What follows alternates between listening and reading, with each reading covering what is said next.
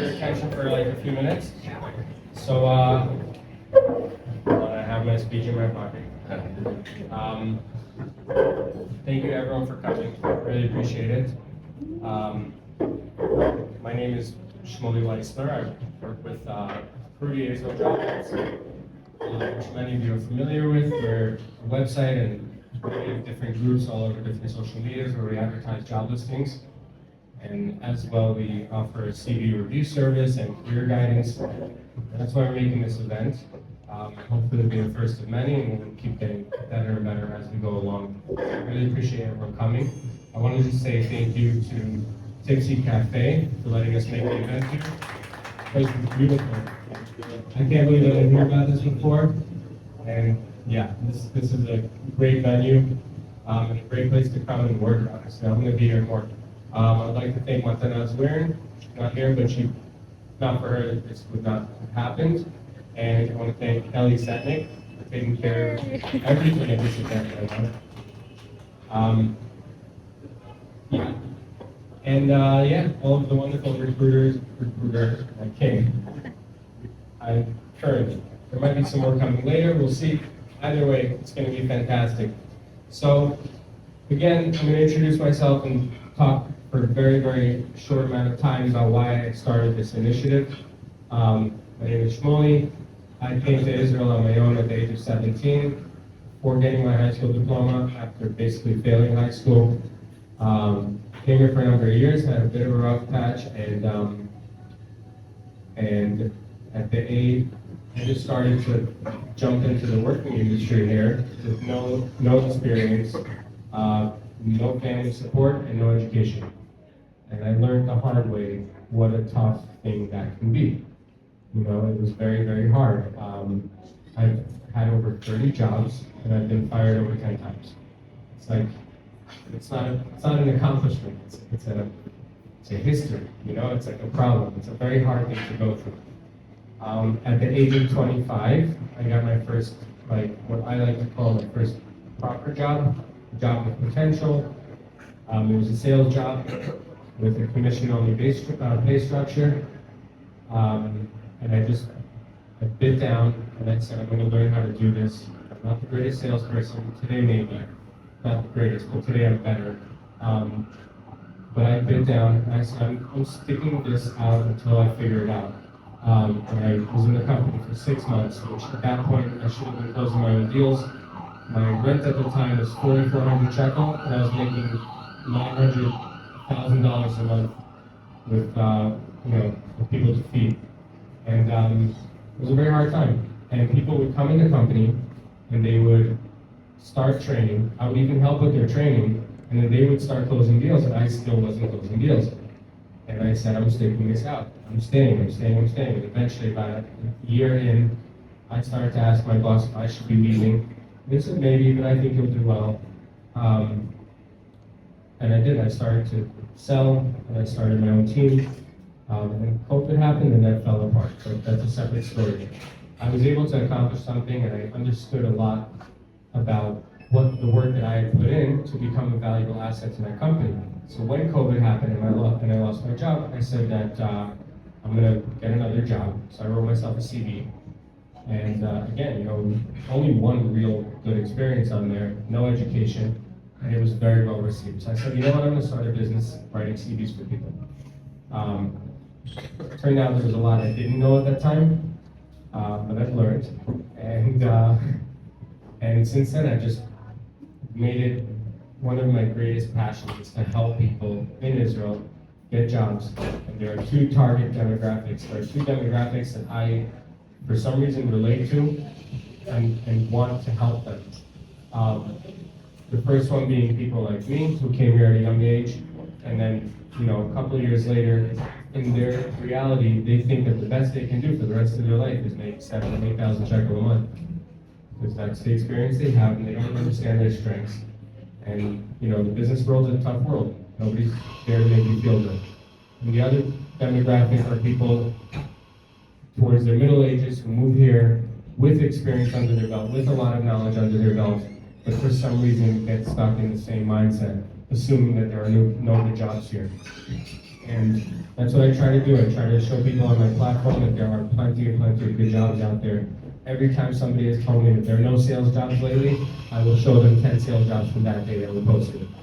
And the list goes on. So, some of the things I learned while getting fired a lot. One of the things I learned was to always check at work, am I adding value?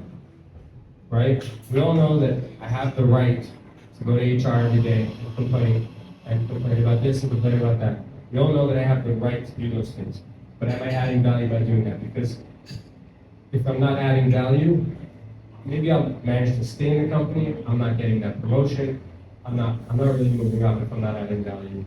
To go above and beyond, I have my responsibilities to go above and beyond, but not too much. That was another lesson. Don't take up too much time for yourself, because when I do that, the people I'm working for just start to assume I'm going to do these things. And assume I'm always the easy guy to ask for things. So there's a balance, but yes, to go above and beyond, to come up with my own ideas, to be creative about the job that I have. Another one is to be willing to learn new things. If there's a position that I'm in, and then they give me a little curveball that forces me to learn something new, that's another notch on my resume. That's good for me. I'm getting the salary anyway, so instead of complaining, I'm going to learn this new thing. Again, not written in stone, but it's an idea. Another thing is to be willing to hear about my shortcomings, because if I'm having a hard time getting a promotion or getting a job, the more things you can tell me that I'm doing wrong, the more hope that I have that I can find something better, because I can work on those things. The worst thing I want to hear is for somebody to tell me, I don't know, everyone else is crazy. I don't want to hear that. And how to properly present a CV, which I'm going to get into right now. I'm going to give some tips. Number one, how to write a nice cover letter. Right? When we email our applications, and I know today a lot of applications are done through the company's website, but there's always an option for a cover letter there. Almost always. Cover letter is me saying hello, me introducing myself. Otherwise, I just walk into your office, and it's the equivalent of doing this and standing at the desk and just being like, I'm here. Yeah, I came to the thing. You know, you walk in, you introduce yourself. Hi, I'm Shmuli. It's nice to meet you. Do you have a question? I heard from 2 or 3 HRs, nobody reads them. They said it. Nobody reads the cover letters? I read cover letters. I always send, I can't imagine sending a resume without a cover letter. It's very short, 3 sentences, and I always say, please see my CV, my attached CV. And I also say I'm available immediately. Sometimes it can be in an out-of-the-way place, and I'll add that I have a car. So that gives them the information that they have, that they don't have to worry that I can show up. Thank you for sharing that.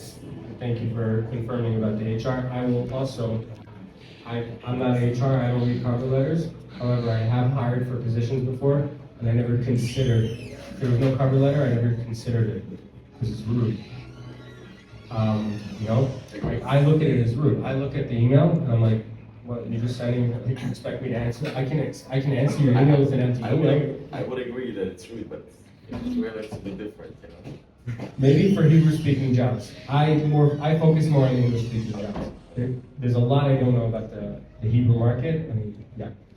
I can also attest that I've gotten job offers. I've gotten interviews for jobs that I had 0 experience in because I wrote a nice cover letter. Because I addressed the fact that I have no experience in this, but I'm willing to learn and I have enough experience in other things that I think I'll be fantastic at. So yeah, a nice cover letter. Second thing is do research. Do research on the company, because if you don't do research, let me just finish the sentence and I'll get to your question. If you don't do research on the company, it shows. And it's again, it comes off as rude, and it's just not a good feeling. Like there was a time, I was sharing this with somebody before, there was a time where I was applying for jobs, and I was just shopping. I wasn't really interested, and they could see that, you know. I opened up the Zoom interview, and I'm in the car, and she goes, are you in the car? I'm like, yeah, I couldn't speak inside. And she's like, I can't hear you. I'm like, there's not my connection's not great, there's no Wi-Fi here. I didn't get the call, I got the rejection letter, you know, and I condone them for doing it. I didn't deserve that job, and if I want to reach out again, I need to do research, and I need to give them enough time of day for them to think that I'm going to invest in their company. Right? What was your question? My question is, can you explain a letter and how long it speak? You mentioned 3 sentences, like, I don't know. Yeah, so I'll get to that towards the end. Another thing to take very seriously is to update your CV with care. Meaning, there's a couple of ways to update your CV without care. One is to pay someone 1,000 shekels to have them write it for you. Right here, this the information, write it for me. Right? The alternative is to have somebody who knows how to do that guide you towards doing that. Write it with you, not for you. That I do believe is a great service. But update your CV with care. Show them that you care. Don't show up with a CV that hasn't been updated in 6 months, because they notice that. And they say this person might not be really that interested in looking for a job. Make your LinkedIn identical to your CV. I got rejected because of that. Couldn't really fix it because it is what it is, but yeah, take care to make sure that your LinkedIn looks like your CV. So if on your LinkedIn it says you're, I don't know, you get a picture. Follow up, okay? Following up is very, very important, and not only following up, it's how you follow up. So the way I look at it is, if they're not answering me anyway, I have nothing to lose. So I can be persistent. I'm going to be respectful always, but I can be persistent, and I can email them and email them and email them, and then LinkedIn message them, and then Facebook Messenger them. I don't care. If I get their number, I'll call them, because I want the job, and they're not answering me anyway. So if they never see this or they decide never to talk to me again, I have nothing to lose. And as long as I was respectful, there's no reason for them to not like me, unless it's their own personal issues. So following up is important. Here's a couple more tips to make your job search easier. One is make a separate email address and put that on your CV so that your email is your CRM. It's where you keep track. CRM, for anybody who doesn't know, is a customer relationship management system, and that's where you keep track of all your sales. And guess what? If you're looking for a job, you're in sales. I'll get to that in a second. But yeah, that's just for managing purposes, because I've had awkward conversations with people where they call me and they're like, oh, I'm from this and this job. And I'm like, sure, let's play along. But I have no idea what you're talking about. Like, okay. I end up in Ra'anana for an interview. You know, it's not, again, they notice that it's not respectful. It's not respectful. Okay, the next thing is being sales in your mind. Meaning like this. A good salesperson is somebody who believes in the product that they're selling. The way to believe in the product that you're selling is to be super duper familiar with it. Why would I go to a real estate agent if I can go on Yashim and look for an apartment myself, or look for a house myself? Because he's familiar. And I want somebody who can reassure me and tell me they know what they're talking about. So when I'm super familiar about myself, which by the way includes my strengths and my weaknesses, I can really sell myself. Okay? And the last thing I want to say is understand that they need you too. I mentioned this to a few people. You have to imagine that I just met you, and I would ask you to give me 1,000 shekel a month, just for testing purposes. I need help paying my bills, you know? Can you throw me that kind of money? Like, I'm pretty sure every single one of you would say no. For those of you who would say yes, I'd say don't say yes. You know? So now imagine somebody asking you for 5,000 shekel a month, or 10,000, or 12,000 shekel, or 18,000 shekel a month, and the list goes on and on. In short, no company is hiring you for chesed purposes. No company is interviewing you because you need them and they're just going to give you a shot. They're hiring you because they need your help. They're willing to give you a shot because they think that you can end up helping them. And that's an important thing to remember before your interviews. It's okay to be nervous during an interview. But when you know that, you give off the confidence even if you're nervous. And that's an interview prep, okay? About what to write in a cover letter. I think that she said it very well. We do have a cover letter template. If anybody needs one, let me know, and I'll send it your way. Another thing I want to say is we do offer a CV review service, review and repair. Like we take your CVs and we help you build a new one. It's, if anybody needs, email cv@cruitie.com, that's CRUITIE.com, and someone from our team will reach out back to you. Can I make a point about CVs? Absolutely. Hi, everybody, I'm Lauren, and I refresh CVs for the Israeli job market. I noticed that a lot of people put their personal information. You don't need to do that, that's one tip. Also, you want the font to be simple, you don't want pictures, you don't want it to be fancy, because all of these CVs are put into a system and the information will get distorted when it's put into a system. So I don't want to take away from the company's work, but I just want to just give you a couple of tips. Can I ask her a question real quick? Yeah. Are you talking about like no personal information, like what exactly? You don't want your age, you don't want your birth date, you don't want your two.zoot, and also you don't want a street address. You just need your name, phone number, and email. That's it. You can still put all that information on. I've seen That's what they do, addresses, and it's yeah. another, every bit of information that you're not required to put is another reason for your resume to get rejected based on I don't know why I'm forgetting the word, but it's an extra filter. It's discrimination. Like, it's all things that are illegal for them to even ask for. It gives them more opportunity to discriminate. Don't offer them those opportunities. You're a Right. fantastic person. Why shouldn't they want? Right, Like, understand that walking in. right. Um, Or personal status, don't put that you're married or Yes, you're none single of that or you have information. kids. And I'm just gonna end with this. I'm gonna say that thank you all again for coming. I'm gonna be walking around and sitting with people. We can talk about your CVs, we can talk about the different hiccups you're going through with your job search. Guys, feel free to talk to Noam. He has many years' experience as an HR. He can give you a lot of his own insight. And, yeah, guys, buy some drinks. Just,